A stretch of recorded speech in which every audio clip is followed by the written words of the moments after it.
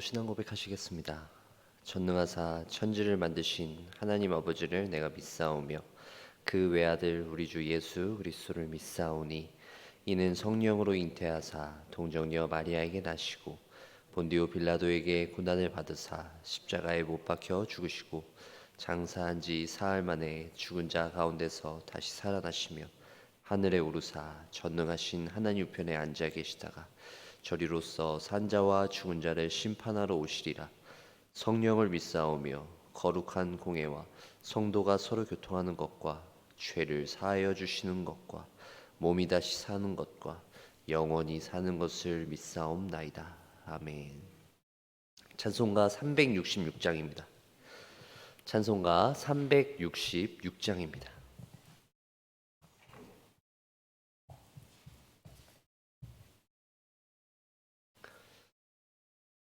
어두운 내 눈 밝히사 진리를 보게 하소서. 진리의 열쇠 내게 주사 참 빛을 찾게 하소서. 깊으신 뜻을 알고자 엎드려 기다리오니 내 눈을 뜨게 하소서. 성령이여 막혀진 내 귀 여시사 주님의 귀한 음성을 이 귀로 밝히 들을 때에 내 기쁨 한량 없겠네. 깊으신 뜻을 알고자 엎드려 기다리오니 내 눈을 뜬 주소서. 성령이여 봉해진 내 입 여시사 복음을 널리 전하고 차가운 내 맘 녹여주사 사랑을 하게 하소서. 깊으신 뜻을 알고자 엎드려 기다리오니 내 입을 열어주소서. 성령이여. 아멘. 오늘 함께 살펴볼 하나님의 말씀은 구약성경 잠언입니다. 구약성경 잠언 1장 20절부터 33절에 있는 말씀입니다. 구약성경 잠언 1장 20절부터 33절에 있는 말씀 우리 교독하도록 하겠습니다. 구약성경 잠언 1장 20절부터 33절에 있는 말씀 제가 먼저 교독하겠습니다. 지혜가 길거리에서 부르며 광장에서 소리 높이며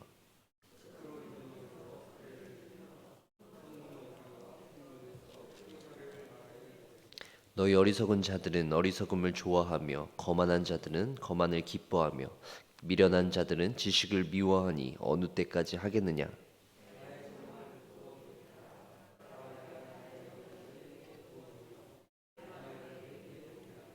내가 불렀으나 너희가 듣기 싫어하였고 내가 손을 폈으나 돌아보는 자가 없었고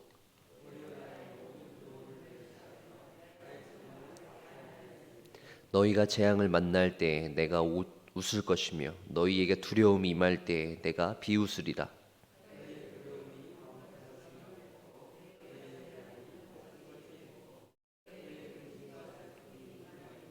그때에 너희가 나를 부르리라. 그래도 내가 대답하지 아니하겠고 부지런히 나를 찾으리라. 그래도 나를 만나지 못하리니.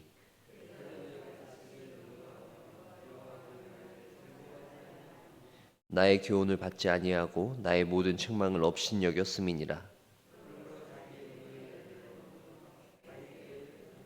어리석은 자의 퇴보는 자기를 죽이며 미련한 자의 안일은 자기를 멸망시키려니와.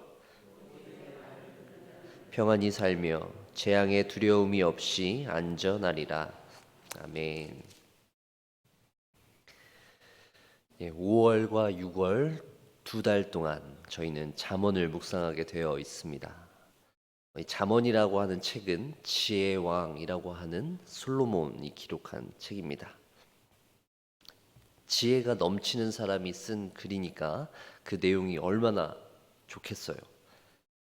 그래서 많은 사람들이 이 지혜를 얻기 위해서 많은 책들을 참고하지만 단연코 이 성경 안에 특히 지혜서라고 불리는 이 잠언 그리고 또 전도서를 통해서 이 지혜가 무엇인지를 궁금해하고 또 지혜를 얻으려고 많은 노력들을 하고 있는데요.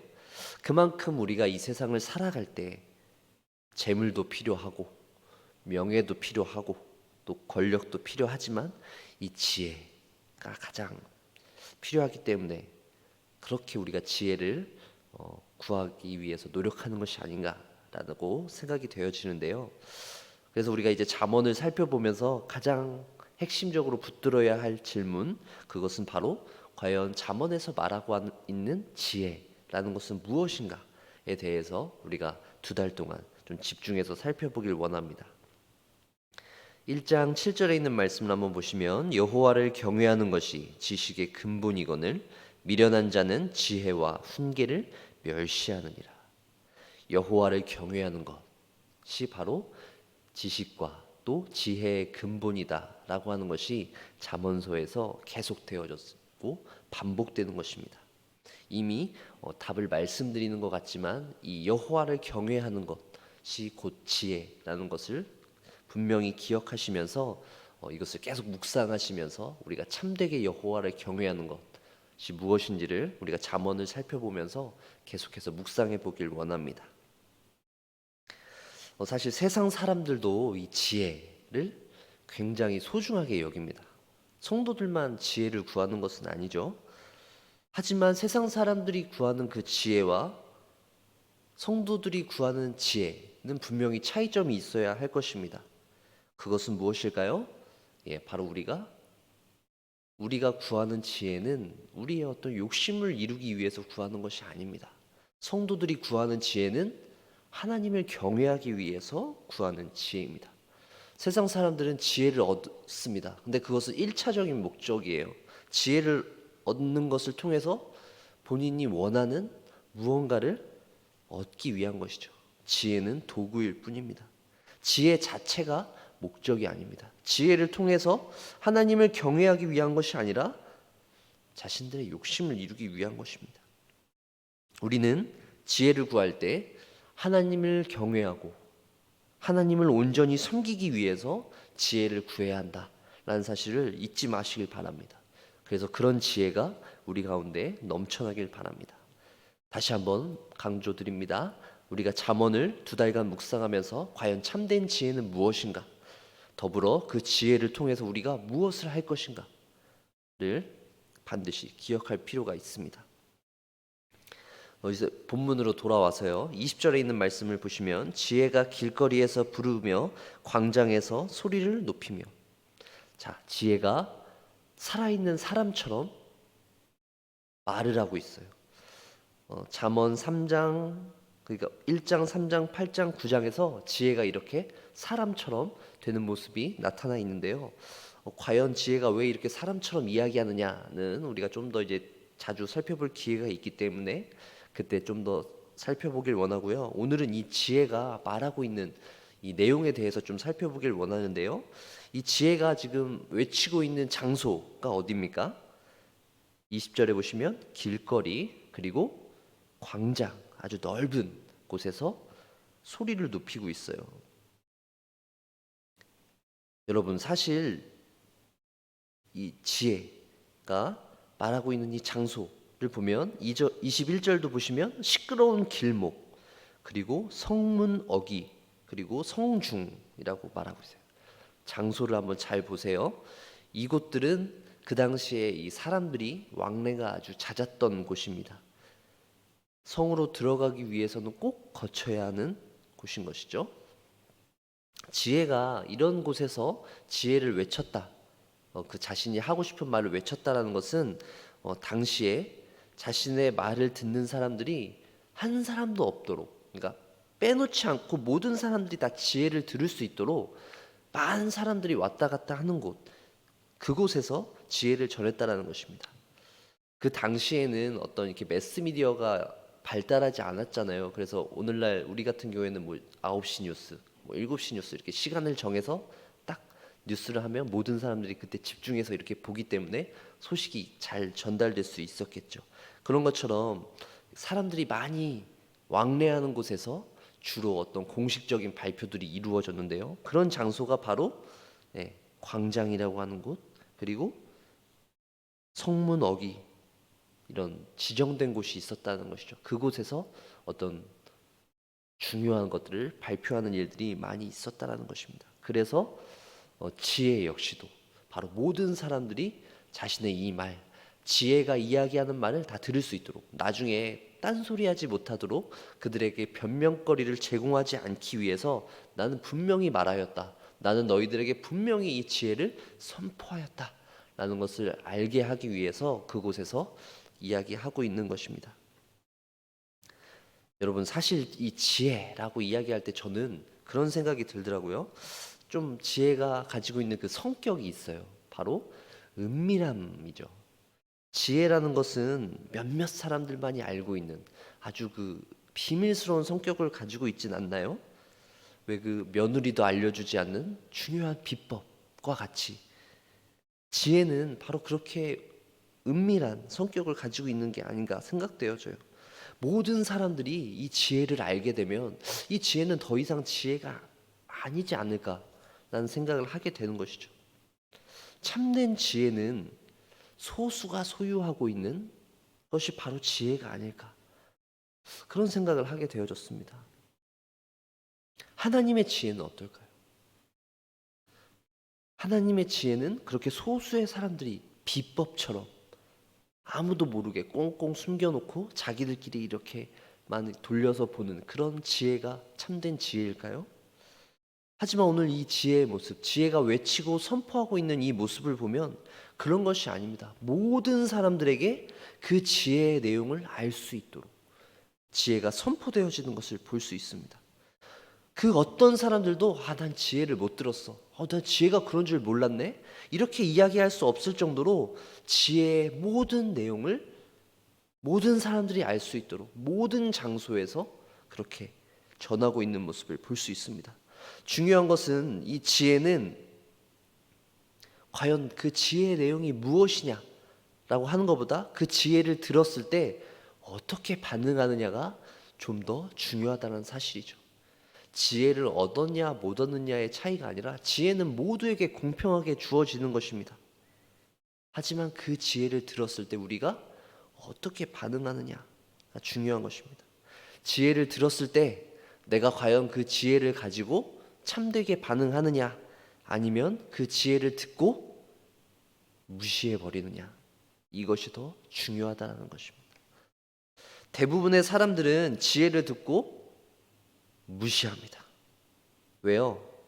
세상의 지혜와는 너무 다릅니다. 제가 아까 말씀드렸죠? 세상의 지혜는 소수의 사람들만 소유하고 있어야 합니다. 우리 그룹 사람들만은 공유할 수 있는 그 지혜, 다른 사람들이 알면 그 지혜의 어떤 소중함은 빨리 떨어져 버립니다. 바로 우리 몇몇 사람들만 알고 있어야지 그 지혜가 참된 지혜가 되는 것이죠. 아주 고급 정보가 되는 것입니다. 지식 정보화 사회에 있어서 지혜라는 것은 모든 사람들이 알면 안 됩니다. 조금 많이 알면 많이 알수록 그 지혜와 지식의 어떤 가치는 떨어지게 되는 것이 이 세상의 지혜와 지식이에요. 하지만 하나님 나라의 지혜는 그렇지 않습니다. 오히려 많은 사람들이 알면 알수록 그 지혜는 더 가치가 올라가는 것이 하나님 나라의 지혜입니다. 이런 지혜가, 하나님 나라의 참된 지혜가 어떻게 되고 있어요? 네, 멸시당하고 있습니다. 무시당하고 있어요. 조롱당하는 것입니다. 24절과 25절에 있는 말씀을 한번 보세요. 내가 불렀으나 너희가 듣기 싫어하였고 내가 손을 폈으나 돌아보는 자가 없었고 도리어 나의 모든 교훈을 멸시하며 나의 책망을 받지 아니하였은즉.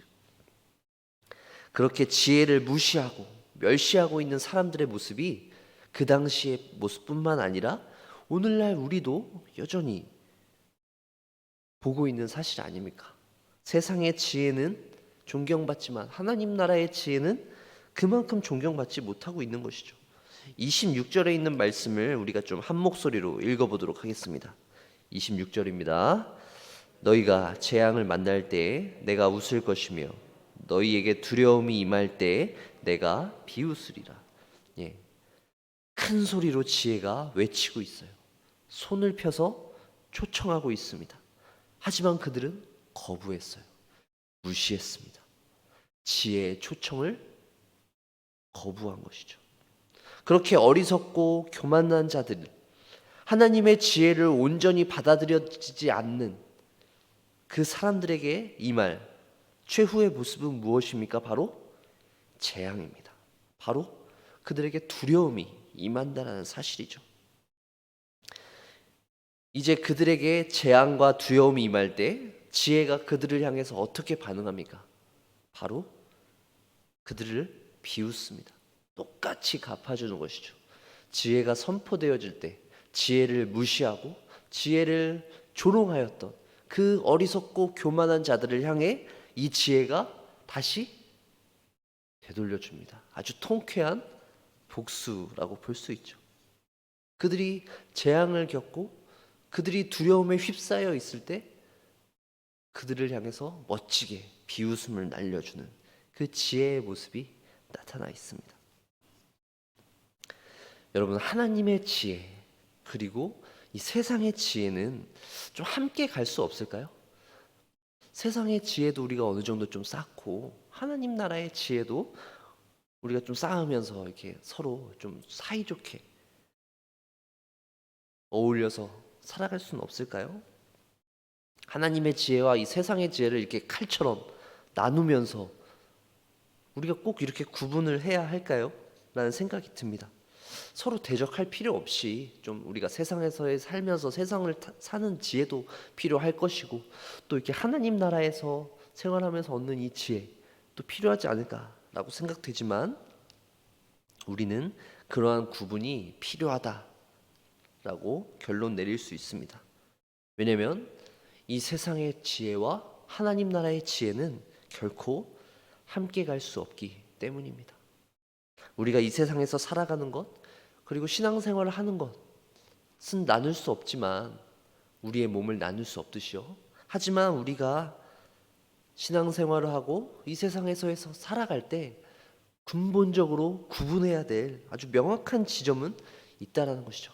좋은 게 좋은 거지 라고 하면서 할 수 있는 부분도 있지만 우리가 진리에 있어서는 타협할 수 없는 부분들이 있다는 것입니다.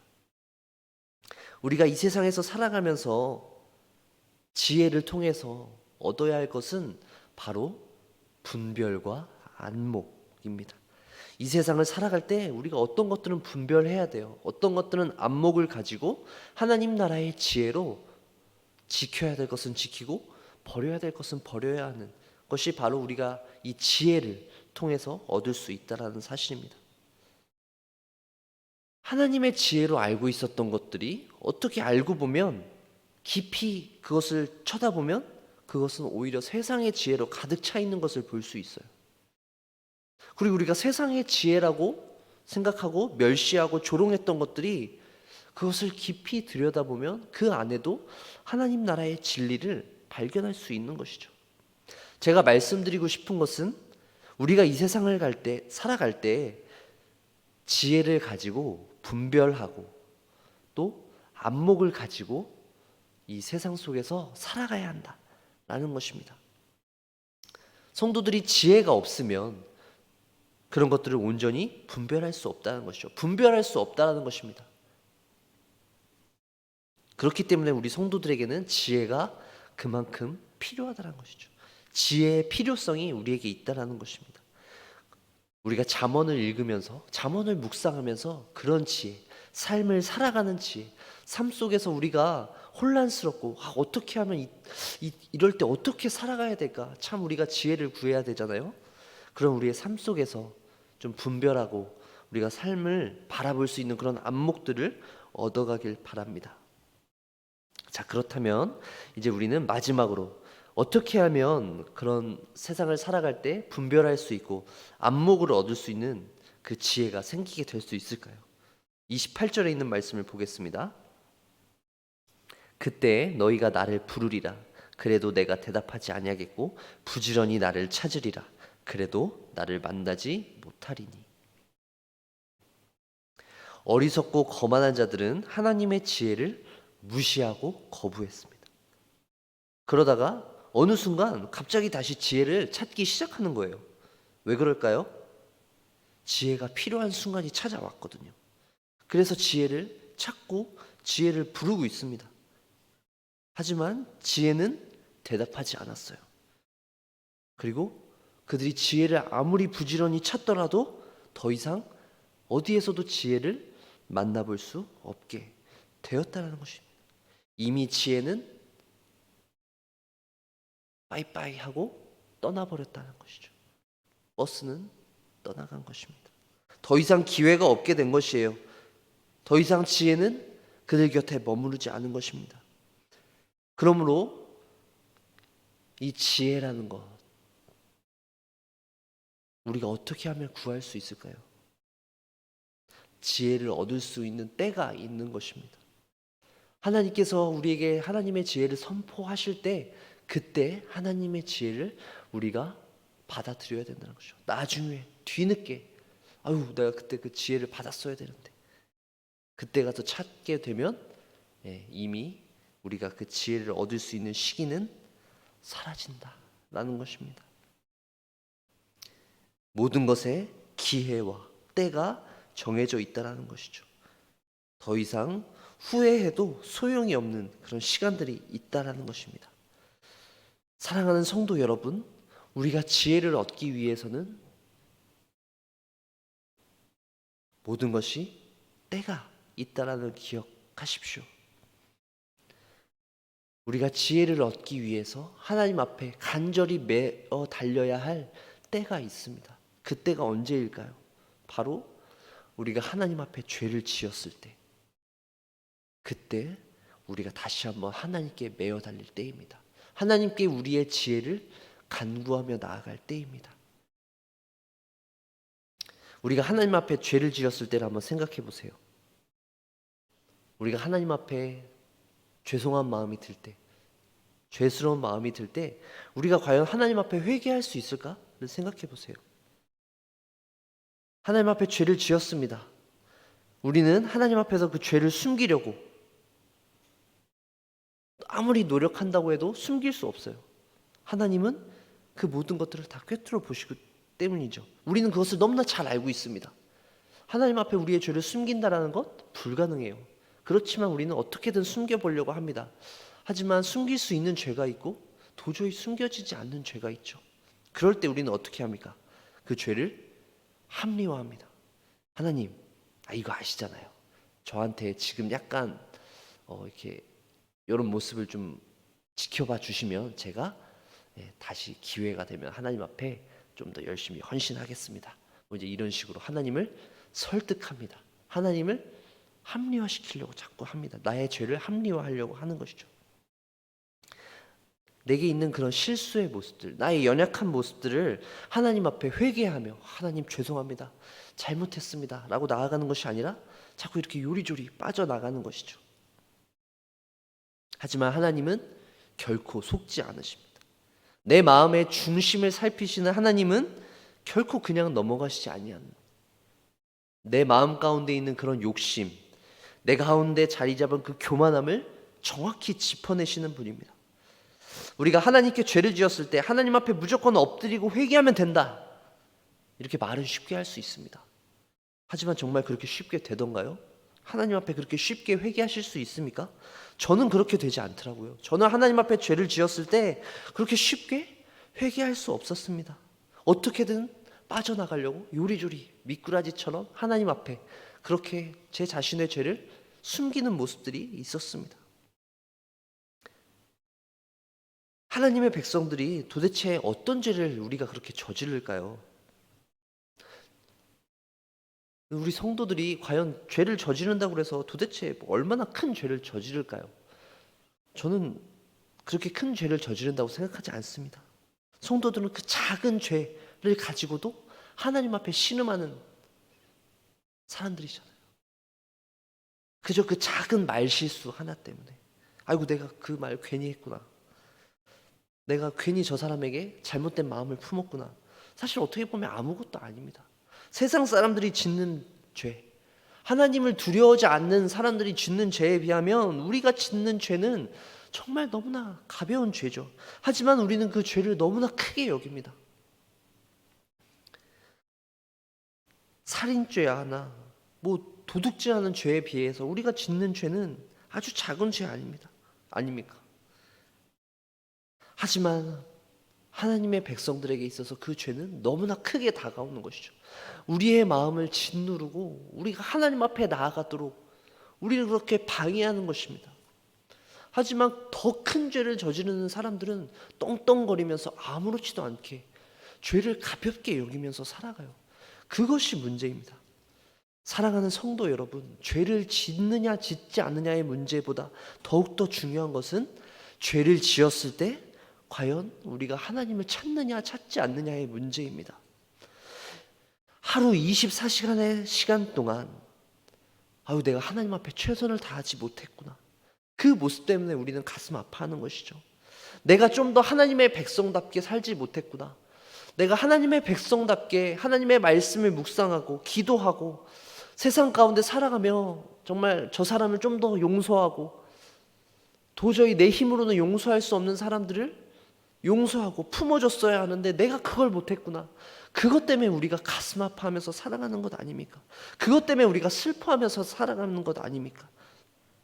진정으로 하나님 앞에 회개하며 하나님 앞에 기도하지 못해서 그것으로 인해서 우리가 마음 아파하는 것 아닙니까? 사랑하는 성도 여러분, 우리가 회개하며 하나님 앞에 부르짖는다라고 이야기할 땐 우리가 저지른 그 죄가 크기 때문에, 그것 때문에 우리가 회개하지 못했다라는 것 아닙니다. 죄의 크고 작음의 문제가 아니라 우리가 죄라고 생각했을 때, 우리가 하나님 앞에 죄를 저질렀다고 생각되어질 때 과연 우리가 하나님 앞에 나와서 기도했느냐, 하나님 앞에 나와서 부르짖었느냐라는 것이 중요합니다. 우리가 하나님 앞에 부르짖지 않고 그저 삶 속에서 그 죄를 합리화하고 하나님 앞에 우리의 죄를 자꾸 숨기려고 할 때가 더욱더 큰 문제를 불러올 수 있다는 것이죠. 32절과 33절에 있는 말씀을 한 번 더 보겠습니다. 어리석은 자의 퇴보는 자기를 죽이며 미련한 자의 안일은 자기를 멸망시키려니와 오직 내 말을 듣는 자는 평안히 살며 재앙의 두려움이 없이 안전하리라. 하나님 앞에 있는 여러분들의 모습을 한번 떠올려 보세요. 여러분들의 믿음은 퇴보하고 있지 않습니까? 혹시 현실의 자리에서 안주하고 안일하게 살고 있지는 않습니까? 더 이상 하나님 앞에 매달리지 않고 간절함을 잃어버린 채 신앙생활을 하고 있지는 않습니까? 기회가 지나고 나면 우리가 아무리 하나님을 찾으려고 해도 만날 수 없습니다. 하나님께 부르짖고 매달리고 해도 더 이상 소용없는 때가 온다라는 것입니다. 지금 시간 있을 때, 지금 여러분들의 체력이 허용되어질 때, 여러분들의 삶 가운데 여유가 있을 때 하나님 앞으로 나아오십시오. 하나님 앞에 부르짖으십시오. 여러분들이 더 이상 죄의 유혹에 굴복하지 말고 죄와의 싸움에 당당하게 임하시길 바랍니다. 이렇게 우리가 죄와 대적하면서 싸울 때 하나님께서 우리에게 능력을 주실 것입니다. 담대함과 용기를 허락해 주실 것입니다. 죄와 싸우는 것을 더 이상 미루지 마십시오. 죄와 친구가 되는 것을 기쁘게 여기지 마십시오. 여러분들의 삶 가운데 있는 그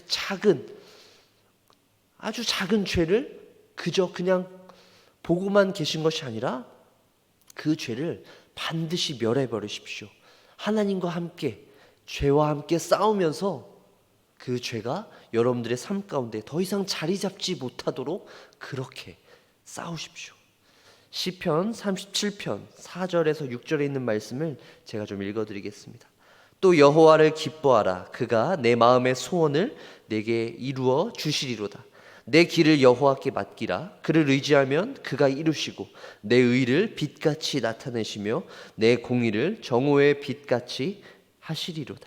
아멘. 성도의 지혜는 이 세상의 지혜와는 다릅니다.